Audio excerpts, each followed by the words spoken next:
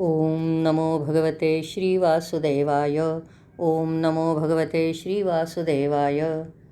आदिशक्ती नामसंकीर्तन आध्यात्मिक संघटनेच्या वतीने आपण विष्णू सहस्रनामाची संथा घेत आहोत. कालपर्यंत आपले 20 श्लोक झालेले आहेत.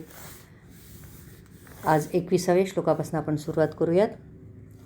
मरीचिर दमनो हंस, मरीचिर दमनो हंस,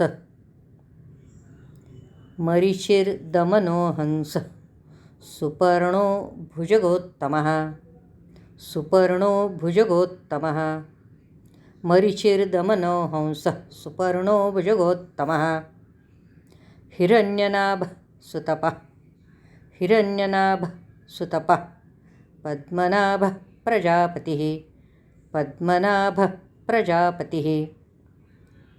सगळा श्लोक.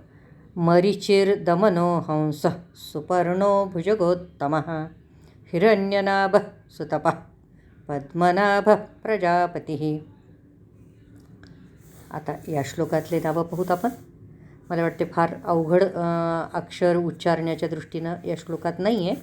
फक्त हिरण्यनाभ नंतरही विसर्ग आहे, सुतपा याच्यानंतर विसर्ग आहे आणि पा हे दीर्घ अक्षर आहे, त्याला एक काना आहे, त्याच्यामुळे थोडं उच्चारायला थोडंसं. हिरण्यनाभ सुतपा, पद्मनाभ प्रजापतिः. आता या श्लोकातलं पहिलं नाव आहे मरीची. मरीचीचा अर्थ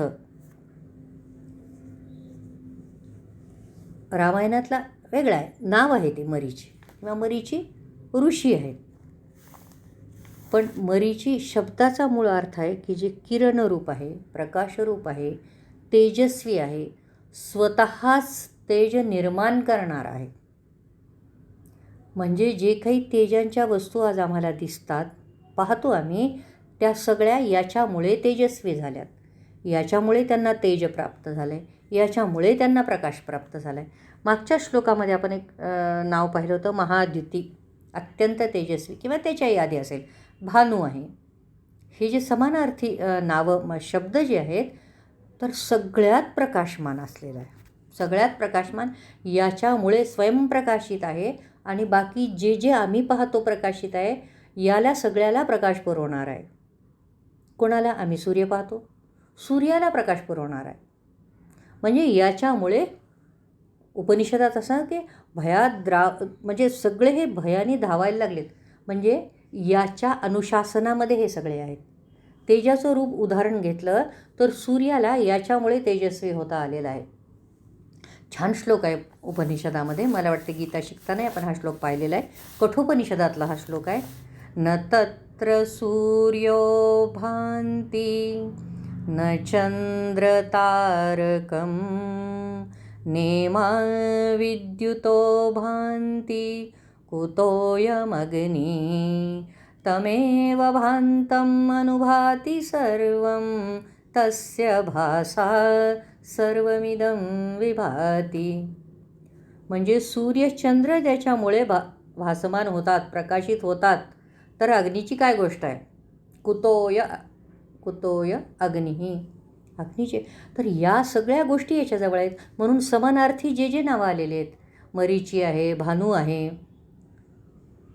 हे सगळे, किंवा महाद्युती मागचा श्लोकातला शब्द आहे, हे नाव आहे, हे सगळे समानार्थी आहेत. पुढचं नाव आहे या श्लोकातलं दमन. म्हणजे जे लोक सन्मार्गापासून दूर जातात, वाईट मार्गाने जातात, वाईट गोष्टीचा अवलंब करतात. पुन्हा दरवेळेस तेच आहे की वाईट गोष्टीचा कर्मानं आहे, कृतीनं आहे, विचारानं आहे, बुद्धीनं आहे, मनानं आहे. या सगळ्या चांगल्या मार्गापासून जे भ्रष्ट होणारे आहेत, बाजूला जाणारे आहेत किंवा अपराध करणारे आहेत, दुष्टपणा करणारे आहेत, यांना, या सगळ्या व्यक्तींचं दमन करणार आहे. दमन म्हणजे दाबून टाकणे. शमन शब्द वेगळा आहे बरं का. दमन करणार आहे, दाबून टाकतो यांना काही काळानंतर. फक्त आम्हाला मग असं वाटतं की बाबा, मग तरीसुद्धा लोक का वाईट वागतात बरं, असं जर आहे तर. फक्त मग हे जे वाईट कर्म आहे आमचं, हे कर्मफलाच्या रूपात आम्हाला पुढे येणार आहे, हे फक्त आम्हाला कळत नाही, विश्वास त्याच्यावर ठेवत नाही. विश्वास ठेवला तरी फायदा ज्या गोष्टीत आहे ती वाईटही गोष्ट आम्ही करतो आणि म्हणून आम्ही वाईट वागायला लागतो. पुढचं नाव आहे हंस. हंसरूपाने यानं अवतार घेतलेला होता. आणि या अवतारामध्ये खूप जास्त याच्याविषयी आपल्याला माहिती नाही आहे आता. म्हणजे कथा आपल्या सगळ्यांच्या ऐकण्यात या जास्त नाहीत, पण या अवतारात त्याने सांगितलं. आपण सांगतो की सनकादिक हे सांगायला लागले, सनकादिकांना हे माहिती आहे, असं कथेमध्ये तुम्ही खूप ऐकलेलं आहे. तर या सनकादिकांना यांनी तत्त्वज्ञानाचा उपदेश हंसरूपात येऊन केलेला आहे. आणि म्हणून त्याचं नाव आहे हंस. सुपर्ण नाव. पर्ण म्हणजे पान, पर्ण म्हणजे पंख, सु म्हणजे चांगला, म्हणजे सुंदर पंखांनी युक्त आहे, छान दिसणार आहे. असा कोण आहे पहा. पुन्हा भगवद्गीतेकडे सगळे नावं आपल्याला भगवद्गीतेत कळतील. तर पहा, आम्ही जेव्हा भगवद्गीतेमधला विभूती अध्याय पाहिला होता, 10वा अध्याय आहे, तिथं विभूती सांगताना त्यांनी सांगितली ही माझी विभूती, ही माझी विभूती. तिथे हे सांगितलं वैनतेयश्च पक्षिणाम. वैनतेय म्हणजे विनितेचा पुत्र, म्हणून वैनतेय, त्याचं नाव गरुड. पक्षामध्ये मी गरुड आहे असं म्हणलेलं आहे. मग सुपर्ण म्हणजे गरुड, हे ज्याचं स्वरूप आहे म्हणून त्याला नाव आहे.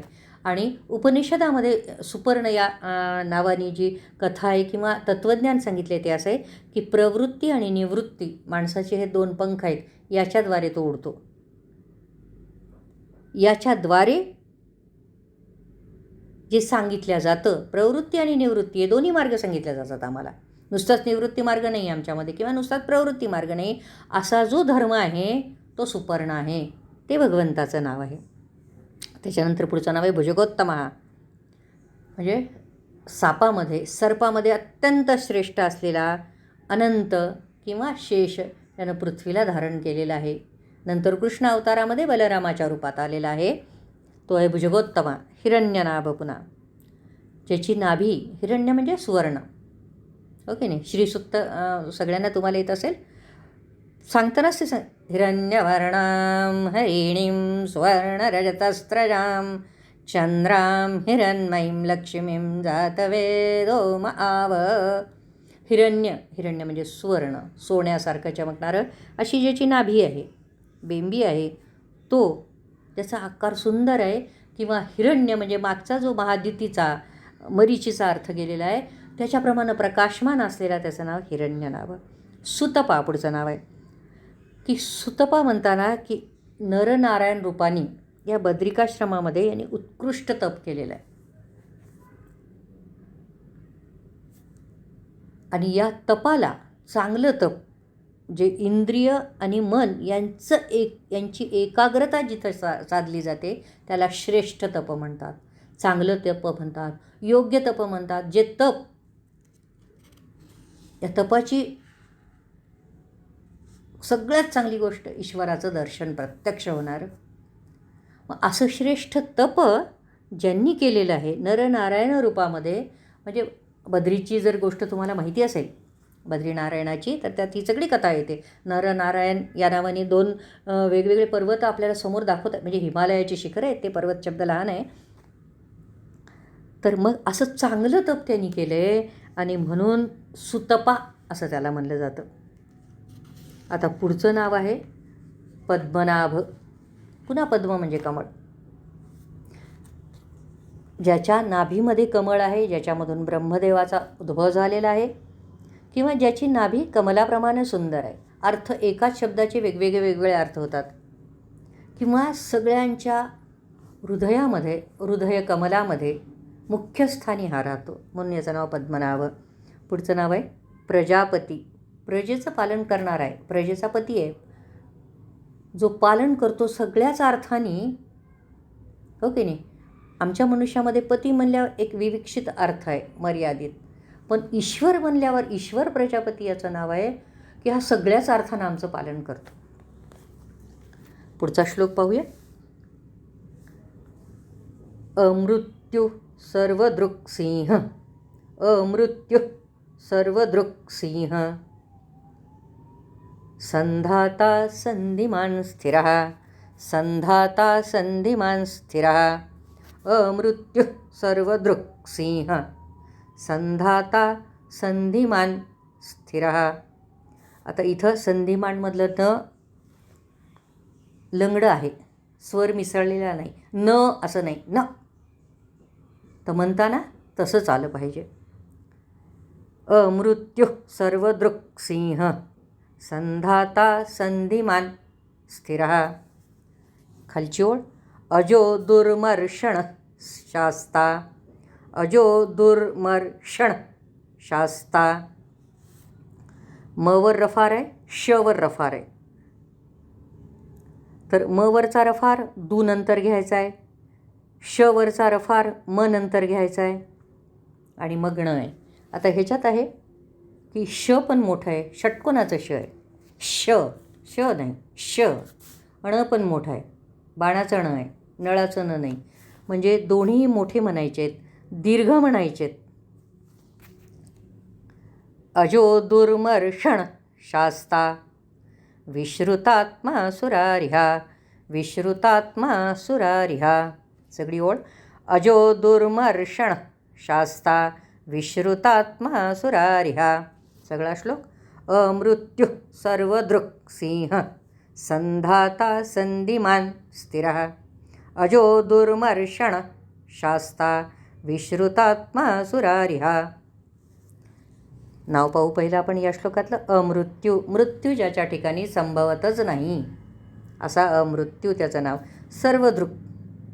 दृक् म्हणजे पाहणे, दृक् प्रणाली आजम आहे. दृश्य प्रणाली म्हणजे दिसतं, ऐकू पण येतं असं. तर हा सर्वदृक् सगळ्यांचे आमचे ज्या काही कर्म आहेत, ज्या काही क्रिया आहेत, ज्या काही गोष्टी आहेत, किती लपून छपून केलं तरी त्याला स्वभावताच दिसतं.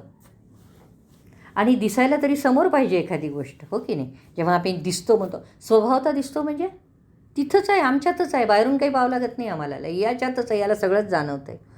सिंह पुढचं नाव आहे. सिंहासारखा पराक्रम ज्याचा आहे, अत्यंत पराक्रमी आहे, किंवा प्रलयकाळी सगळ्या सृष्टीची हिंसा करतो, त्याचं नाव सिंह. संधाता. साधून देतो. संधाता.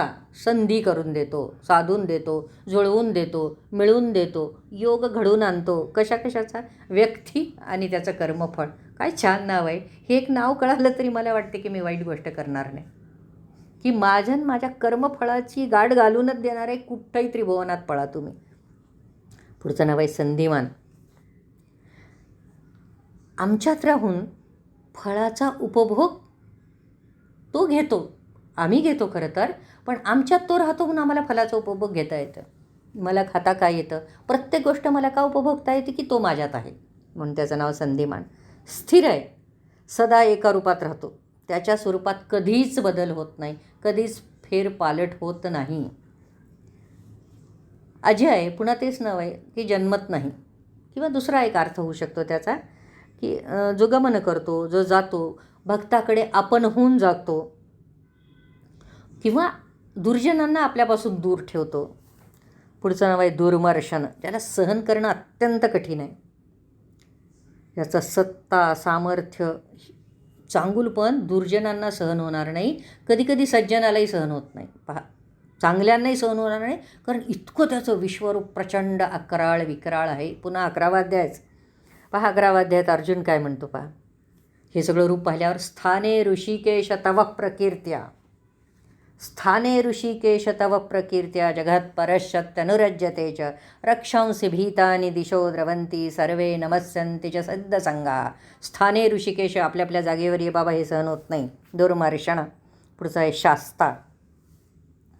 वेद आहे, स्मृती आहेत, सगळे ग्रंथ आम्हाला जे सांगतात, आमचा धर्म आम्हाला जे सांगतात, याच्या साह्यानं सगळ्याचं अनुशासन करतो. याप्रमाणे वागण्यासाठी सांगतो तो. असं नाही वागलं तर आमच्यावर शासन करतो तो आम्हाला. विश्रुतात्मा, की सगळं सत्य आहे, ज्ञान आहे, त्यांचं अनंतत्व आहे, त्याच्या ज्या सगळ्या गोष्टी आहेत या इतक्या आनंदी आहेत की या पुन्हा पुन्हा आम्ही श्रवण करतो.